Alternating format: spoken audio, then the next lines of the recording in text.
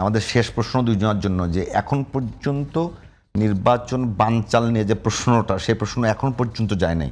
মানে গতকালও একটা সমাবেশে তারেক রহমান বলেছেন যে একটা পক্ষ নির্বাচন বানচাল করবার চেষ্টা করতেছে, এবং এই নির্বাচন কতখানি নিরপেক্ষ এবং সুষ্ঠু হবে সেটা নিয়ে আপনি কি মনে করেন?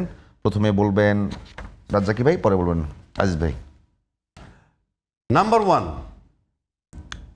তারেক রহমান সাহেবকে আমরা ভাবতেছি সব কিছু সিচুয়েশন মিলাইলে যে হয়তো উনি প্রধানমন্ত্রী হবেন, এবং ওনার কাছে অনেক ফার্স্ট হ্যান্ড ইনফরমেশন থাকার কথা। উনি যখন বলতেছেন যে এখনও নির্বাচন বানচাল করার ষড়যন্ত্র দেখতেছেন, আমার কাছে মনে হয় নির্বাচনটাকে যদি সুষ্ঠু করতে চান তাহলে এটা একটু ক্লিয়ার করা দরকার। ক্লিয়ার করা কার কাছে? রাজ্জাকির কাছে না, ক্লিয়ার করার দরকার সেনাপ্রধান আছেন, ক্লিয়ার করা দরকার ইউনূস সরকার আছে, ক্লিয়ার করা দরকার নির্বাচন কমিশন। তাদের সাথে বসেন, বসে ডিসক্লোজ করেন এই ষড়যন্ত্র দেখতে পাচ্ছি। Otherwise it's a vague term. আপনি বলবেন তো এটা ষড়যন্ত্রটা কি হতে পারে, আমি মনে করি উচিত। এক নম্বর।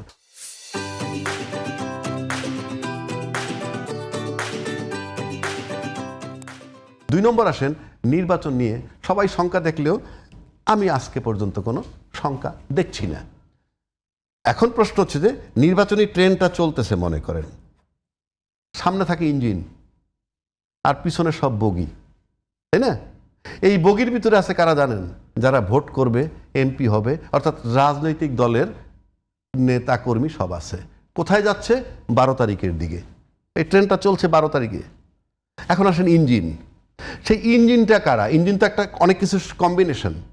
সেই ইঞ্জিনে কি কি আছে? ইঞ্জিনে আছে বড় স্টেক হোল্ডার সরকার, তারপরে স্টেক হোল্ডার নির্বাচন কমিশন, তারপরে স্টেক হোল্ডার মনে করেন 3 বাহিনী, কারণ এরকম ক্রাইসিস টাইমে তাদের একটা রোল থাকে। তারপরে স্টেক হোল্ডার মনে করেন জামাত, এনসিপি আর বিএনপি, তিনে মিলে একটা পলিটিক্যাল স্টেক হোল্ডার। তার সাথে আছে কিছু প্রজাতন্ত্রের কর্মকর্তা কর্মচারী যারা নির্বাচনটা করেন। এই সব মিলে হয়েছে ইঞ্জিন। এই যে ইঞ্জিন টাইনে নিতেছে এই রাজনৈতিক দলগুলোকে নির্বাচনের দিকে। টেনে নিতে পারবে আসলে? আমি শেষ করতে দেন। আপনি একটা বাসার থেকে একটা গাড়ি নিয়ে রওনা দিচ্ছেন, you never know brake fail করবে কিনা। যদি কোনো কারণে কোনো যান্ত্রিক ত্রুটি দেখা দেয় তাহলে গন্তব্যে নাও পৌঁছাইতে পারে। ওই পর্যন্ত যদি ইঞ্জিন ফাংশন ঠিক মতো করতে থাকে তাহলে না, আমি যদি মনে করি আপনার যান্ত্রিক ত্রুটি সেটা ঠিক আছে, কিন্তু আমি যদি দেখি যে আমার ব্রেক শো 25 বছরের পুরানো, ওটা তো ফেল করার সম্ভাবনা না। বেশি। আমি তো দেখতেছি সব ঠিক আছে। আপনি কি মনে করেন না এখন পর্যন্ত যে সুষ্ঠু নির্বাচনের অন্তরায় অনেক কিছু এখনো? আমি এখন পর্যন্ত দেখি না, কারণ আছে। তাহলে একটা শুধুমাত্র মানে টিওনো সাহেবের উপস্থিতিতে 2 দল সংঘর্ষ করে একজন মানুষ মারা গেল। মানে টিওনো সাহেব যখন থাকে, থানার টিওনো সাহেব থাকে, তখন আইন শৃঙ্খলা বাহিনী খুব সক্রিয় থাকে। তো তার মানে আমি একটা সমাবেশে আপনি নিরাপদ করতে পারলেন না, তাহলে কোনো নির্বাচনের আগে কোনো সংঘর্ষ আমরা চাই না। কেউ মারা যাক সেটা চাই না, মারামারি কাটাকাটি আমরা চাই না।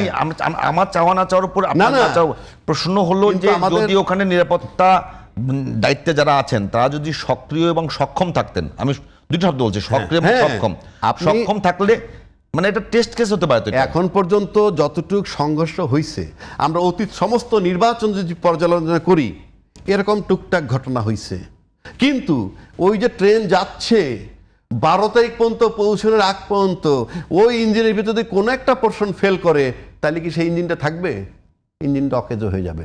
সুতরাং দ্যাট ইজ ভেরি ইম্পর্টেন্ট যে এই যাদের কম্বিনেশনের ট্রেনের ইঞ্জিনটা তৈরি হয়েছে তাদের ভিতর থেকে যদি কোনো একটা ফাংশন বন্ধ হয়ে যায়, ইঞ্জিন কিন্তু থেমে যাবে।